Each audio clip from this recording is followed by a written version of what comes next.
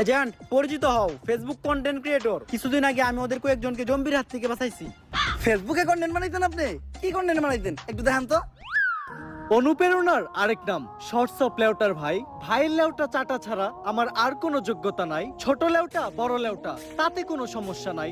যদি ভাইয়ের লেউটা চাইটা মাসে লাখ টাকা কামানো যায়। যদিও কন্টেন্টের নামে ভাই আমার লের বানায়, কিন্তু কি আর করার, বাংলাদেশের মানুষ তো এগুলাই খায়। কেমন ছিল কন্টেন্টটা? কন্টেন্ট? এই থেকে কন্টেন্ট কই? তাইলে আমি এতক্ষণ কি বললাম? এইটা আবার কেমন কন্টেন্ট? এইটাই লেউটার কন্টেন্ট। এই লেউটার কন্টেন্ট মানে কি কোনো ইনকাম টিনকাম হয়?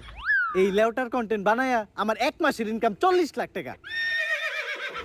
ভাই কোনো মতে কি আমার এই লেউটার কন্টেন্ট বানানো শেখানো যায় না? শোনো, তুমি যদি আমার কাছ থেকে এই লেউটার কন্টেন্ট বানানো শিখতে চাও তাহলে প্রতিদিন তোমার আমাকে 10,000 টাকা করে পেমেন্ট করতে হবে। কারণ আমি তোমার কাছে আমার টাইম বিক্রি করতেছি। It's call value of time. আসলে আমি একজন এজেন্ট, তো দিনের বেলা ব্যস্ত থাকি।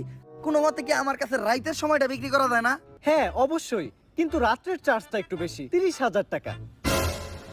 দিনের চার্জ এত কম, রাইতের চার্জ এত বেশি কে?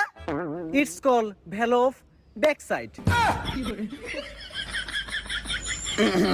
আচ্ছা আমি যদি কখনো নেই তাহলে রাইতের টাইম নেই।